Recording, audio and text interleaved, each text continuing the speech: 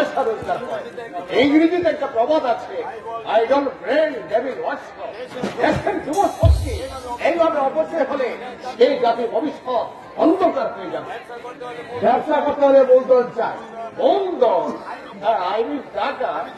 আমি যদি তোমাকে টাকা দিই ব্যবসা করবে, আপনি দেবেন, কিন্তু কি স্বার্থে? স্বার্থ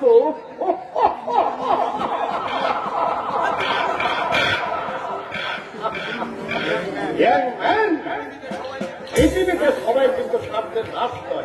তাছাড়া তোমার বাবা আমার একসময় বন্ধু ছিলেন। আমি ভেবেছিলাম তোমার বাবাই হয়তো আমার কাছে কিন্তু এলো না।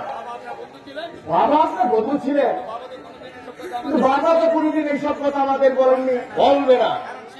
কারণ শেখদার কথা আগে ভাবছে আর ওই দুর্ভোগের জন্য আমি দায়ী। যাকে আমার কর্তব্য আমি করে যাব, লোকে যা খুশি খাবো, আমার কিছু যায় আসে। হ্যাঁ,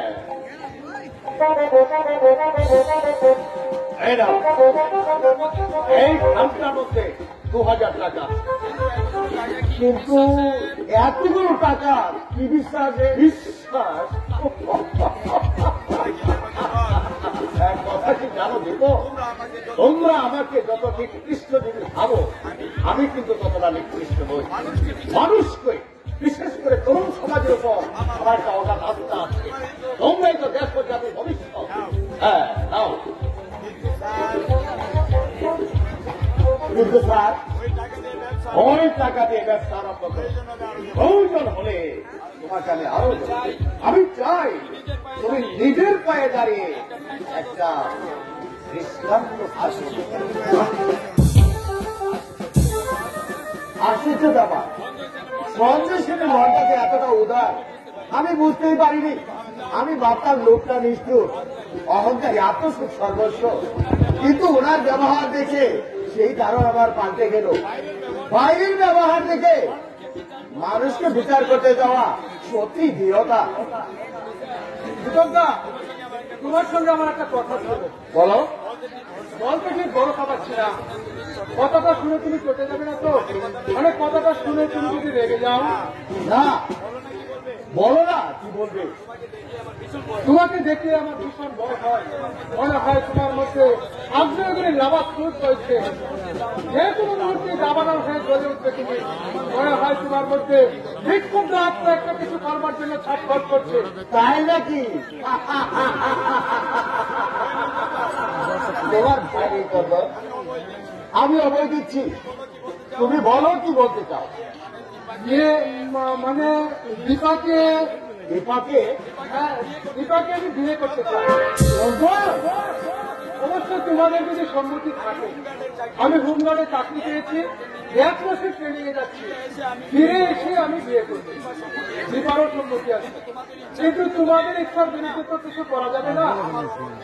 আমারও মতে, কিন্তু তোমার বাবা কি রাজি হবেন? ঠাকুর বাবু, বাবার অমতে আমি বিয়ে করবো। যেখানে কুস্তি হোক দীপাকে নিয়ে আমি চলে যাবো। বাবা যদি সম্মতি নাও দেয় এ বিয়ে আটকাবে না। আমরা কিন্তু কোনো দাবি দাবা পূরণ করতে পারবো না। কোনো দাবি আমার নেই, তোমরা শুধু টাকা সিঁদুর দিয়ে বিয়েটা করিয়ে দেবে। আমি আসছি দিদিরা, 9:36 আমার ট্রেন, কথাটা তুমি জানিয়ে দিয়ে আসছি। একটা ভাবনা থেকে অন্তত রেহাই পেলাম। ছেলে হিসাবে চন্দন খুবই ভালো, বদমাইশ ওর বাপটা।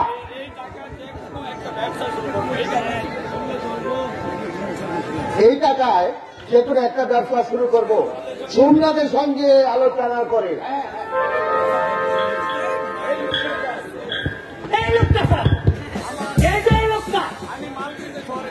আমি মাল কিনতে শহরে যাচ্ছিলাম, আমাকে ছুড়ে দেখে সব 2000 টাকা নিয়েছে। গ্রেপ্তার করুন, এই যে লোকটাকে এখনই গ্রেপ্তার করুন। বাজার কথা বলবে না বিনোদ, নিজে যেমন একটা শয়তান। তুমি বলতে চাও অভিযোগ সম্পূর্ণ মিথ্যে, শুধু তোমার নামে বন্ধ। মারের চুটে বাপের নাম ভুলিয়ে দেবো বেটা।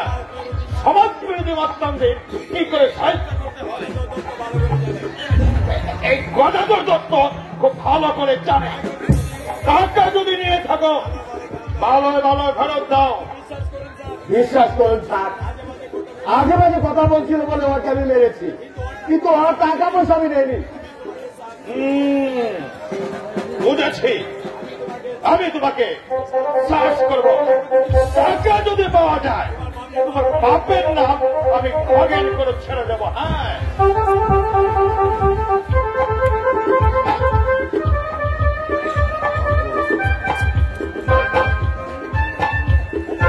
এটা কি আছে এই খামটার মধ্যে? কোথায় পেয়েছো এই খাম? কি হলো এই খামটা? এই খামের মধ্যে আমার 2,000 টাকা।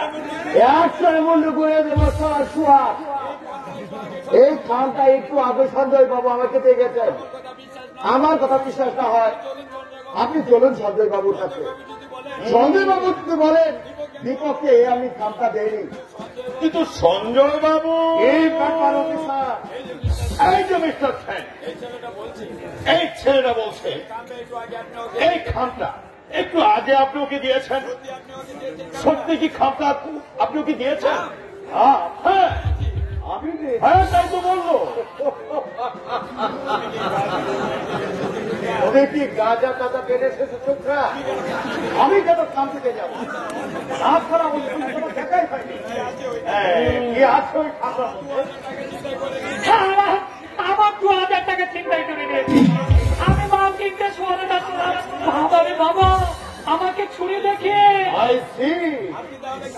হ্যাঁ, আপনি তাহলে এই খামটা ওকে দেননি?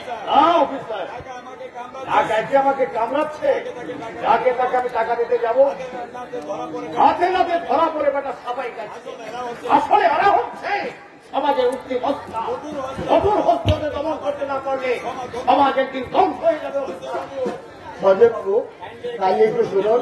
কি শুনবে? বলে শুনবে নাকি? হ্যাঁ, বলো কি বলবে? বলছি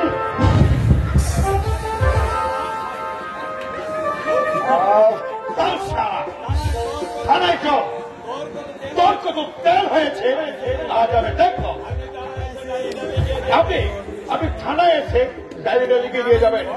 ওর কাছে 2,000 টাকা পাওয়া গেছে। আপনি হচ্ছেন তার সাথী। আমার আমার ফাইভ বলে বছর দিনের সাজা যাতে হয় আর ব্যবস্থা সেটি দুটো বছর করবো। আমার ফাইভ কি মনে জানে? বলে তোমার মনটা ভারী পত্র মহিলাকে বুঝিয়ে দিতে চাই যে প্রয়োজনে আমি কঠোর হতে পারি। চল আমার সাথে।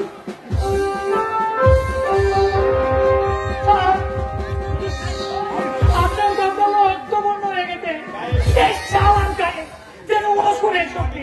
দাদাকে আমি ঠিক 3 বছরের জেলের গাড়ি টানিয়ে আনবো, তবেই আমার নাম সঞ্জয় সেন। এখন জামাই যেতে হবে। পিতা জবাব দিয়েছেন 100-তে 100। Do that one.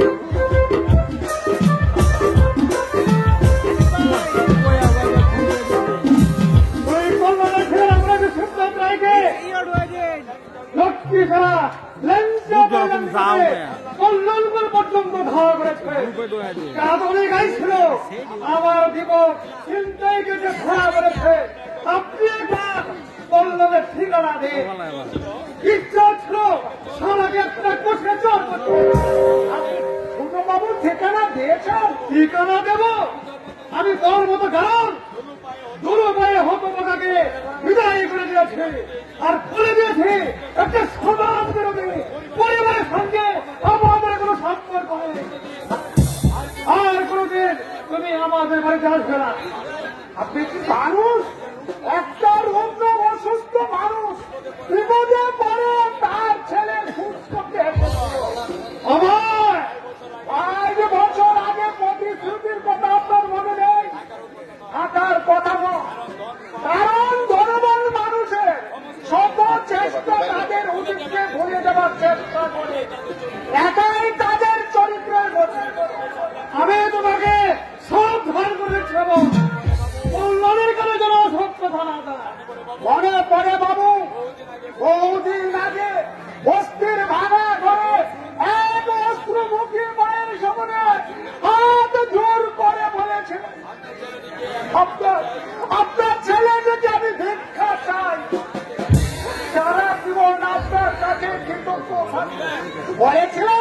বলেছিলাম তাই বলে আরো বলেছিলেন প্রতি মাসে ছেলেকে একবার দেখে নিয়ে যাব, কিন্তু ছেলেকে বডি নিয়ে লুকিয়ে রাখবেন, পাশে মা বাবা ওকে চিনতে পারে সেই ভয়ে রক্তের দাবি কি বাবু অস্বীকার করতে চান? অর্থের অহংকারে ভবিষ্যতে যে আপনারা দুপায়ে মারিয়ে দেন, আমি তোকে সব সার্বজনীন খবর কল্যাণের কানে ধরো, অসৎ কথা না যায়। নগদ 5,000 টাকা গুনে দিয়ে ধরে আমি কিনে এনেছি, কল্যাণের উপর ওদের কোনো অধিকার নেই। টাকা দিয়ে কিনে এনেছেন, টাকায় কি বিদ্যুতের অধিকার পাওয়া যায় বাবু? তা যদি যেত, আপনি তো একটি সন্তান লাভের আশা হাজার হাজার টাকা খরচ করেছিলেন, পেরেছিলেন একটি সন্তানের বাবা অভয় চিৎকার করে আপনি আমার মুখ বন্ধ করতে পারবেন না বাবু। আমার যদি সহস্র কণ্ঠ থাকতো, সহস্র কণ্ঠে আমি বলতাম আপনারা ধনীরা ভালো প্রতিশ্রুতি দিতে চান, রক্ষা করতে জানেন না, রক্ষা করতে জানেন না, তাতে আপনাদের বিবেকে এতটুকু বাজে না, এতটুকু বাজে না। যেমন ভাবে হোক হারামজাদাকে তাড়াতেই হবে, নইলে কোনদিন কল্যাণের আসল পরিচয় ফাঁস করে দেবে। হয়ে যাবে হারামজাদাকে তাড়াতাম, পারেনি শুধু কল্যাণের জন্য।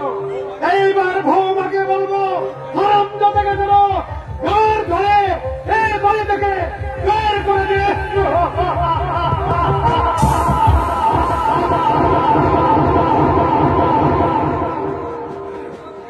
একটু দাঁড়াও দাঁড়াও, দুটো একটু গাছ বনিয়ে দিয়ে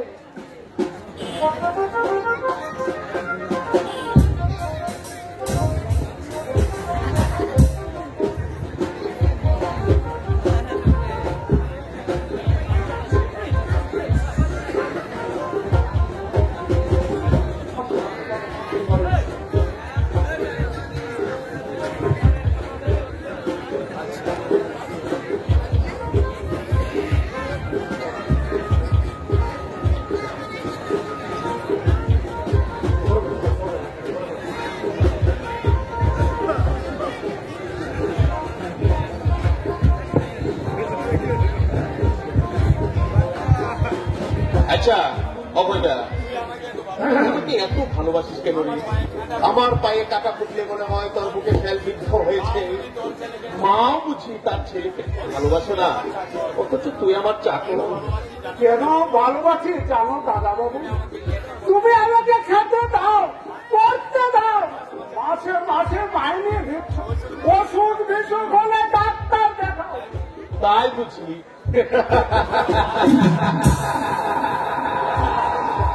ওসব বাজে কথা। সব বাবুরাই তাদের চাকরদের মাইনে দেয়, আর চাকররাও তাদের যথাসাধ্য চেষ্টা করে। কিন্তু তোর কাজের মধ্যে কর্তব্যবোধ নেই, আছে আন্তরিক স্নেহ ভালোবাসা, কিন্তু টাকা দিলেও মেলে না রে। আচ্ছা দাদা বাবু, আমাকে দিন কয়েকের জন্য ছুটি দেবে? ছুটি ছুটিতে তুই কোথায় যাবি? আমার মাকে দেখতে যাবো। তোর মা? তোর মা বেঁচে আছে? কোনোদিন তো বলিস। এতদিন আমি তাদের খোঁজ পাইনি, শুনলাম শহরতলিতে একটা বস্তিতে থাকে,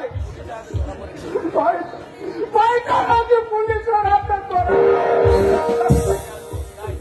একটি ভাগকে দেখে ভাগ্য দাদা বাবু, সবই ভাগ্য। নইলে ভাইটা চিন্তায় গেছে, ধরা পড়বে কেন? অভয়দা, অভয়দা,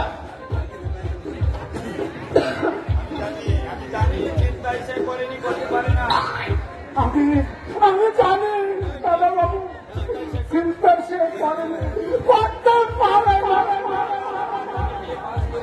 শুনেছিলাম মা তাকে দিয়ে পাস করেছিল, নিশ্চয় কেউ ষড়যন্ত্র করে কয়েকটা জেলে ঢুকিয়েছে, নইলে সমাজ বিরোধী সে হতে পারে না, হতে পারে না।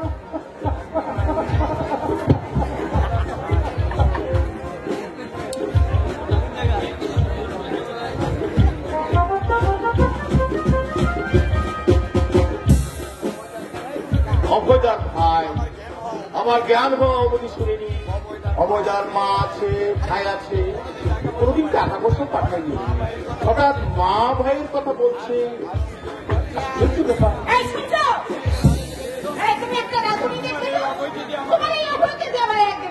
আমার চলবে, আমার রুলছে, আমি চাই তোমার ইচ্ছা দাম দিতে গেলে আমাকে উপোস করে আশা করি সেটা তুমি চাইবে।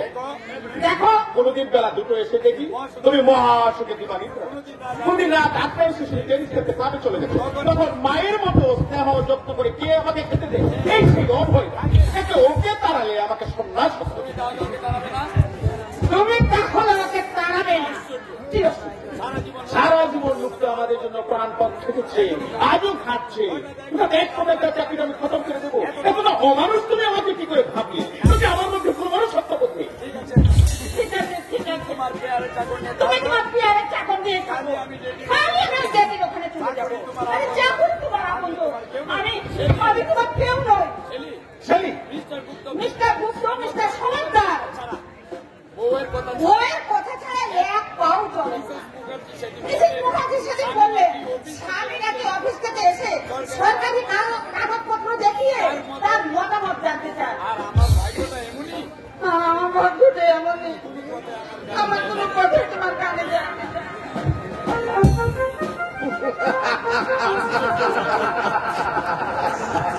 আশ্চর্য অভিযোগ।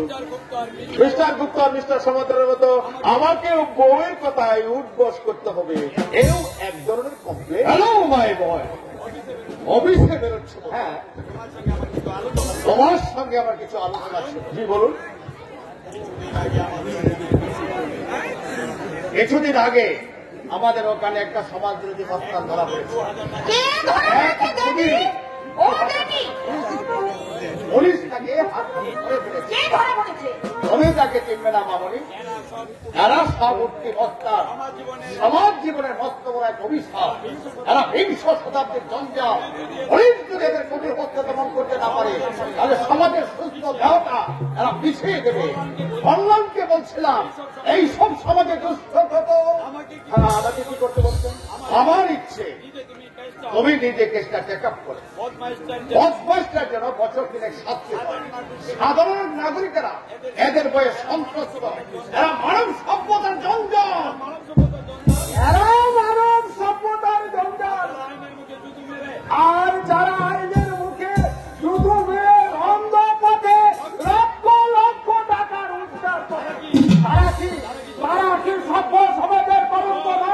আমার 25 বছর আগে কাউকে যদি আমি খুবই গরিব দেখি, আর আজ যদি দেখি তাকে কোটিপতি হতে, তাহলে কি মনে প্রশ্ন যাবে না কি করে লোকটা কোটিপতি হলো? কোন রন্ধপথে কুবের ভান্ডারের চাবিকাঠি তার হাতে এলো? আচ্ছা অভয়, ওই কি আমাকে লক্ষ্য করে কথাগুলো বলছি? না বাবু, আমি কারো নাম করতে চাই না। আমি শুধু জেলা পুলিশের কর্মকর্তার কাছে অভিযোগ করছি। অনুসন্ধান করে দেখো আইনের রক্ষক কেন শিক্ষিত তরুণের দল নেমে যাচ্ছে অবক্ষয়ের পথে, সুরঙ্গ পথে রোজগার করে চলছে এক দল মানুষ টাকার পাহাড় জমে চলছে।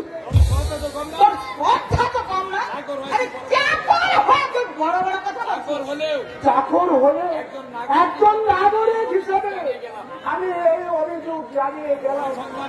অনুসন্ধান করো, অনুসন্ধান করো, আবার অভিযোগের অনুসন্ধান করে, অনুসন্ধান করো, অনুসন্ধান।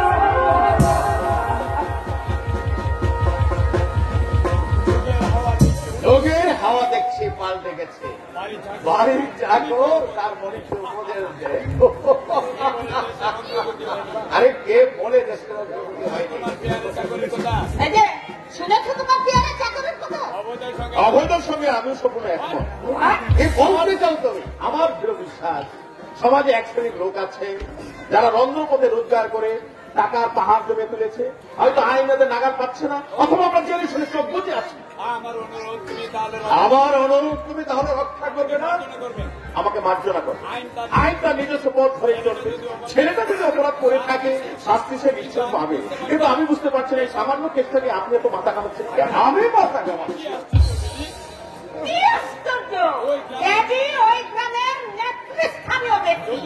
যদি ওখানে অসামাজিক ঘটনা ঘটে, ক্রেডিট কার্ডে ইন্টারফেয়ার করবে না?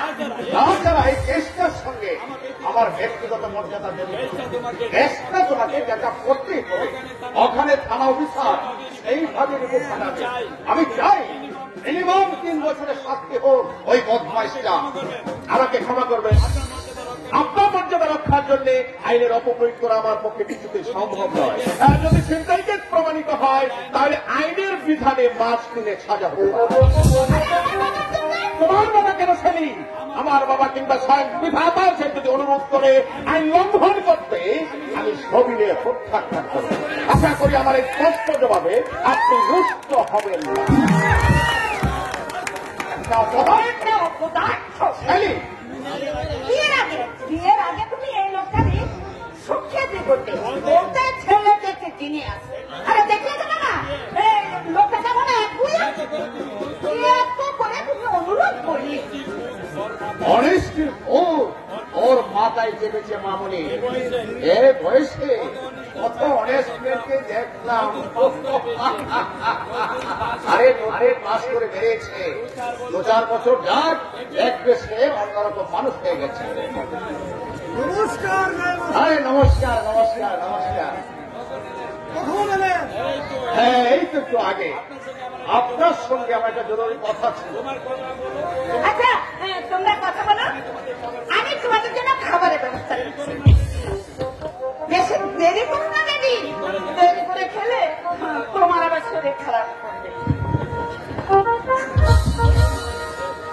বলুন, আপনি যে শিবরাত্রের ছেলেকে পোষ্য নিয়েছিলেন একথা তো আপনি আমাকে আগে বলেননি। হঠাৎ প্রশ্ন করছেন কেন? কল্যাণ কি আপনার সাথে কোনো খারাপ আচরণ করেছে? না না, সেরকম কিছু নয়। তবে ওরা তো খুব কাছাকাছি আছে, এখনো দিন কল্যাণের সাথে দেখা হতে পারে।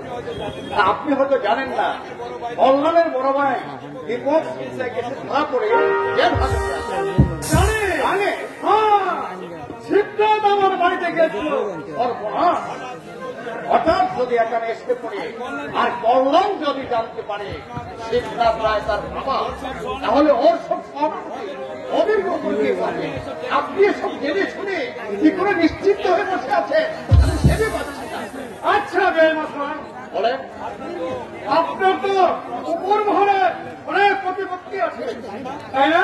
হ্যাঁ তা আছে। কোন রকমের কল্যাণকে এখান থেকে অন্য জায়গায় ভর্তি করে দিতে পারবেন? আমি সব পারি। দিনকে রাত করার ক্ষমতা আমার আছে। সব পক্ষে চোর সাজাতে আর চলতে পারি আমার সমাজের মাথায়। তাই যদি পারেন আপনি, আপনার কাছে আমি চিরকৃতজ্ঞ থাকবো। আর সময়টাকে দূর করে দিতে হবে। হচ্ছে শিবনাথের পুরনো জাগর যত নষ্টের মন, ও হচ্ছে ওই শয়তান। ধরতে নাকি আমি 2 চোখে দেখতে পারি। হ্যাঁ আসুন, এতে যেতে আলোচনা করি। হ্যাঁ তাই চলো।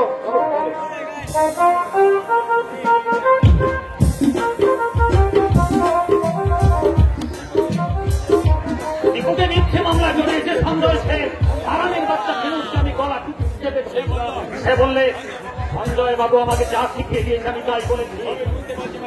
সবই বুঝতে পারছি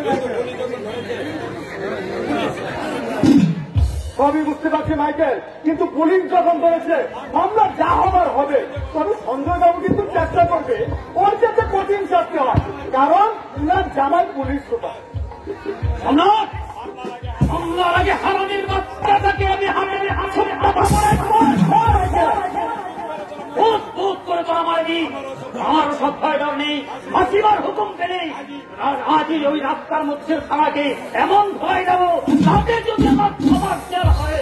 ও না সম্রাট, তোমরা মাসিমা, আপনি হুকুম দিন, হারামির বাচ্চাটাকে আজই রাস্তার মধ্যে ধোয়াই দেবো। মাথা খারাপ করেছে মাইকেল, কেসটা খারাপ হয়ে যাবে। খারাপ হবে? কি খারাপ হবে? শরীর জেল না হয় ফাঁসি, তাতে কি অস্ত্রে তো একদিন হবে। অল্পর আগে 2-4টাকে খতম করে তারপরে মরবো, এই হচ্ছে আমার নীতি। না বাবা, তোমাদের সঙ্গে আমি একমত হতে পারছি না। দীপক যদি অপরাধ করে থাকে নিশ্চয়ই তার শাস্তি হবে, আর নির্দোষ করে সসম্মান সে মুক্তি পাবে। নিশ্চয়। আপনার চিন্তাধারা সম্পূর্ণ ভুল। মাইকেল, বিষয় সম্পত্তি নিয়ে দাদার সঙ্গে আমার ঝগড়া হয়েছিল। দাদা নিজে বৌদির হাতে দায়ে খুব বসিয়ে দিয়ে লাগিয়ে ডায়েরি খায়। আমি বৌদিকে খুন করতে উদ্যত হয়েছিলাম। মাইকেল, দেখা সাক্ষী দিয়েছে ওই হারামির বাচ্চা সঞ্জয় সেন। বিচারে আমার 2 বছরের জেল হয়। দোষ না করেও তো আমি শাস্তি পেয়েছিলাম। ওই সেদিন তো তোমাদের ভগবান আমাকে নির্দোষ বলে খারাপ করে দেয়। আল্লাহ ভগবান সবই ধাপ্পাবাজি, বিচারের বানিয়ে যদি নীরবে নিভৃতে কারণে তাই আমার নীতি হচ্ছে কাপুরের মতো নাশ হয়ে চৌটি কামড়ে ধরে ওই দুশ্মনদের শেষ করে দাও। তারপর জেল না হয় মাইকেল, মাইকেল, আপনি কিছু মনে করবেন না মাসিমা, ছেলেটা বরাবরই উগ্র প্রকৃতি। মামলায় কি হবে জানেন একমাত্র ভগবান। টাকা পয়সা খরচ করতে পারলে হয়তো রেহাই পেত, কিন্তু আপনি একবার দারোগাবাবুর কাছে গিয়ে বলুন না মাসিমা। না সম্রাট, সেটা হবে আমার মৃত্যুর স্বামী। সঞ্জয় সেনের অতীত ইতিহাস তোমরা জানো না। আমাদের দুরবস্থার জন্য আছেন একমাত্র উনি। তোমার মেয়ে সমস্যাকে বিপদে চালিত করেছে ওই ব্যক্তি। কি বলছেন সঞ্জয় বাবু? আমাকে তুমি মার্জনা করো বাবা, ঝুঁকের মাথায় কথাগুলো আমি বলে ফেলেছি। নিজের চরিত্রে যদি সফলতা না থাকে কেউ কাউকে বিপদে নিতে পারে না। দোষ তোমার মেয়ে সমস্যায় সঞ্জয় সেনের নয়, সঞ্জয় সেনের নয়।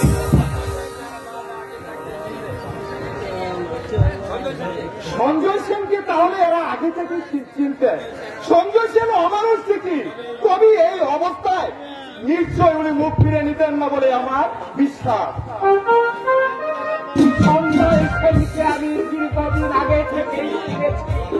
রূপটা শয়তানের শিরোমণি। আমাকে নরকে নামিয়ে দিয়ে উনি তার আকের গুছিয়ে হৈবন্তীপুর থেকে পালিয়ে এসেছে।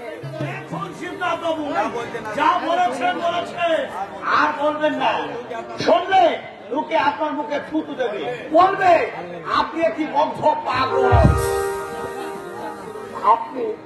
আপনি বিশ্বাস করুন মন্ত্রী মশাই, চিরদিন আমি ভিখারি ছিলাম না। ওই তো ছিলেন না, কিন্তু এসব কথা বললে লোকে বিশ্বাস করবে। আপনাকে আমি কি করে বোঝাবো? আমি দিন ভিখারি নই, জেলার পুলিশ সুপার আমার নিজের মানে ওর সঙ্গে আমার ঘনিষ্ঠ সম্পর্ক। কল্যাণ আমার ছেলে। তাহলে আমাকে না দেখে ওই স্বামীর ছেলে অফিসারকে গিয়ে বললে পারতেন দীপকের মুক্তির ব্যবস্থা করে দাও। সেটা সম্ভব না। কেন কেন কেন? এর উত্তর আমি যাব না, যাওয়া সম্ভব নয়। মানুষের জীবনে অনেক ঘটনাই ঘটে, যার উত্তর দিতে গেলে তার লজ্জায় তার মাথায় তাকে আমি আপনাদের ইতিহাস শুনতে চাই না। এখন আমি আপনাদের জন্য কি করতে পারি তাই বলুন। সঞ্জয় বাবু আপনার বন্ধু, তাকে বলে আমার দীপুর মুক্তির ব্যবস্থাটা আপনি করে দিন। কিন্তু একটা একটা নিখোঁজ ছেলের লাইফটা বরবাদ হয়ে যাবে, এটা এটা আপনারা নিশ্চয়ই চাইবেন না মন্ত্রীমশাই। আমি হাত জোর করে আপনার কাছে মিনতি করছি, আর ওর মায়ের মানসিক অবস্থাটা আপনি নিশ্চয়ই উপলব্ধি করতে পারছেন। আপনাদের মনোবেদন আমি উপলব্ধি করতে পারছি। তো আপনারা যখন দীপকের মুক্তির প্রস্তাব করলে আমিও একটা প্রস্তাব করছি, যদি রাজি থাকে দীপকের দেখুন খালাস করিয়ে দেবো। বলুন বলুন, আপনার যে কোনো প্রস্তাবে আমরা রাজি আছি। আমাদের মানসিক অবস্থাটা নিশ্চয়ই আপনি উপলব্ধি করতে পারছেন। আচ্ছা, আমার বয়সটা কত হবে বলে আপনাদের ধারণা? ৬৫ হবে।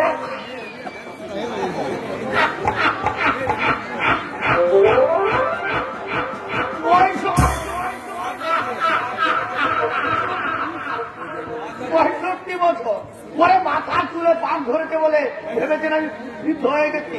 ওরে এই মাসে আমি 45-এ পা দিল। কিন্তু আপনার এত বড় ছেলে চন্দ্র খুব কম বয়সে বিয়ে করেছিল, তা কি মারা গেল আর বিয়ে থাকুন। তা মনে করে দেখুন, ঘরে যদি মেয়ে ছেলে না থাকে সে সংসারে লক্ষ্মী থাকে না, সে সংসারে পুরুষ মানুষের মন বসে। সে তো বটে। আমি বলছিলাম আপনাদের দীপা যদি আমার সংসারের ভাগ নেয়, দীপকের মুক্তির ব্যবস্থা আমি নিশ্চয়ই করে দেবো। সঞ্জয় বাবু আমারও কিন্তু ব্যাখ্যা করতে পারবেন না, কারণ সঞ্জয় বাবুর অনেক গোপন ইতিহাস আমার জানা। এর তো খুবই আনন্দের কথা। দীপা আপনার ঘরে যাবে। চন্দনের সম্মতি আছে।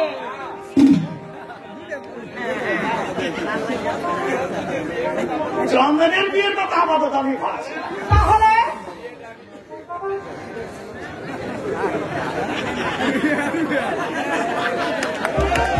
বিয়েটা আমি নিজেই করতে চাই। এই বৃদ্ধ বয়সে আপনি বিয়ে করবেন, তার আপনার মেয়ের বয়সী মেয়েকে। আপনি কি মানুষ না জানুন? কি শুনবেন আপনি? আপনি যদি মানুষ হতেন তাহলে এমন জঘন্য কথা মধ্যে উচ্চারণ করতে পারতেন না। আমার ছেলে জেলে পথে বড়, তবু দীপার জীবনটা আমি হাহাকারে পড়ে দিতে পারবো না। আমার দীপকের মুক্তি আমি চাই না। তুমি একটুখানি চেয়ে ছেড়ে দাও, খাইয়ে খুব পারিয়ে দে হাত ভাইকে। না দিতে পারলাম পেট ভরে দুটো ভাত, না দিতে পারলাম ভালো একখানা কাপড়। তার চেয়েও মরে যাক, তবু মনটাকে আমি প্রভু দিতে পারবো। আপনাদের বাস্তব অবস্থাটা একটু চিন্তা করে দেখুন সিদ্ধান্ত বাবু। তুমি একটা দুপাই জানো। গরিব মা বাবা দুর্বলতার সুযোগ নিয়ে তাদের একমাত্র মেয়ের গলায় দিয়ে নামো ফাঁস করে দিতে চাইছ। আমার যদি সাবেক দিন থাকতো তাহলে এর উত্তর মুখে নয়, চতুর মাধ্যমে দিতাম। সামনে কথা বলতে চাই, বেরিয়ে যা, বেরিয়ে